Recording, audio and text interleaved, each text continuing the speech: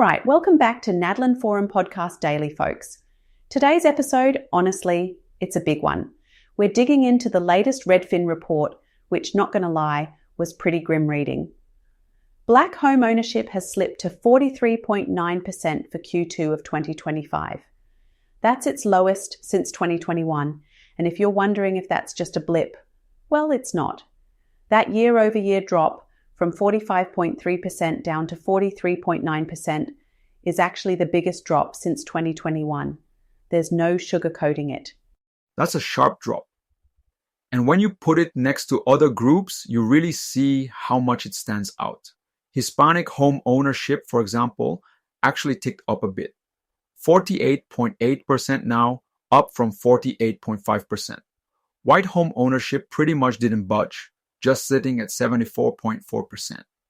And Asian, Native Hawaiian, Pacific Islander, they went down a little too, but just by a hair, 62.1% from 62.8%. But this drop, this sharp dip for Black households, that's not just normal market fluctuation.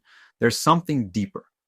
Yeah, and it's wild because I was thinking back to covering a community housing meeting in Sydney. There, people debate housing policy with the stats right in their faces. It's like the numbers fuel every sentence. People bring graphs to town halls, right? But what really struck me in the States coming here is how sometimes the data feels almost separate from the day-to-day conversations. But this time, the numbers are just too loud to ignore. It forces the question, why is this specific group seeing such a steep drop even as conditions are shifting elsewhere? It doesn't feel random at all. Yeah, and it's not just about the rates on paper, it's what's underneath.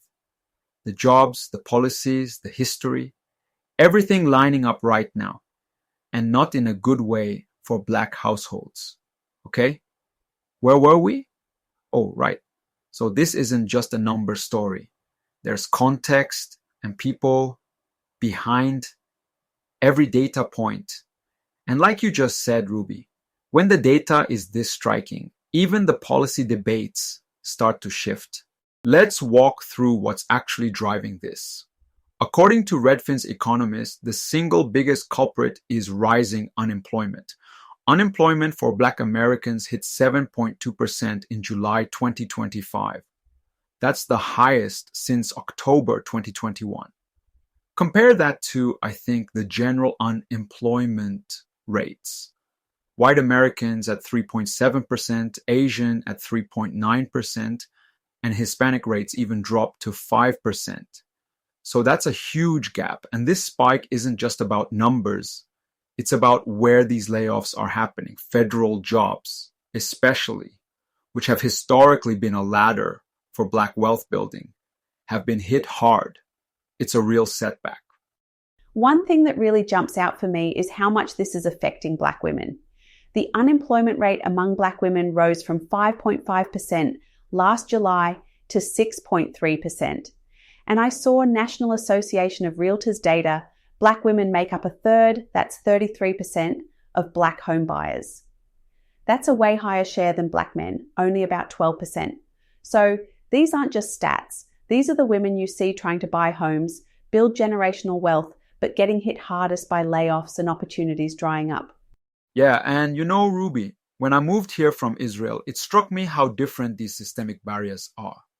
In Israel, access to housing is tough, sure, but it's not divided along exactly the same lines. There, the big hurdles are mostly tied to the supply, the politics, or, well, you know how Tel Aviv is with prices. But here, it's intertwined with job access, historic discrimination, and now with all these rollbacks of diversity, equity, and inclusion programs. Especially in the last year, it's even harder. Government and private sector both pulling back, and that hits Black workers first, both for layoffs and lost career growth. The DEI thing feels, sorry I keep coming back to this, but it feels like cutting the ladder while people are climbing. No, I totally get that. I keep thinking, If you're already facing rising home prices and still feeling the last few years of economic craziness, then your safety net gets yanked because policy changes or job cuts. It just stacks, especially for those who are already leaning on government jobs for stability. It's a lot to absorb. I mean, imagining buying a home when you're worried about your next paycheck? It's a pretty impossible ask. So look, it's not all doom and gloom out there. There are green shoots, right? Mortgage rates, for instance, were over 7% at the start of the year and now have dipped under 6.5%. Home prices are growing, but at less than half the pace they did last year. So at least affordability is headed in the right direction, and buyers are starting to get a bit more power back at the negotiating table. That's got to mean something for those who've just been completely shut out until now. Absolutely. And for anyone listening, especially Black families or anyone historically locked out, there are assistance programs targeted right at you. Some are even specifically designed for people whose families experienced housing discrimination decades ago. These grants and programs are not magic bullets, but they can make a real difference. Like, I read about a family in Baltimore that used a dedicated assistance grant to finally buy after years of renting. It wasn't, not a miracle. They still had to save, prepare, and deal with credit checks and all the usual stuff. But that little boost from the program was just enough to close the gap, Yeah, and that's the story you don't always hear, right? The media loves doom and gloom, but these wins exist. And with the market conditions easing up a touch, maybe now's that window for some people to actually jump in. But here, it's only possible if these programs stick around and hopefully get expanded, not cut, while the playing field is still uneven. It sort of brings us full circle to what we talked about last week, the role of smart policy, which can mean the difference between just surviving or actually building wealth through home ownership. Exactly. It really does tie back to what we always say. No silver bullets, but every piece matters. If you're listening and you're on the cusp or you're not sure what's possible for you, these grants and programs are worth checking out. Change is slow, but it is possible with momentum, in policy, better job access, and these pockets of affordability finally opening up.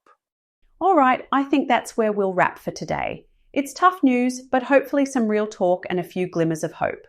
We'll be back with more on market updates and what's next for buyers who don't fit the average mold. Because who actually does? Leo, thanks as always for your insights. Thank you, Ruby, and thanks to everyone for tuning in.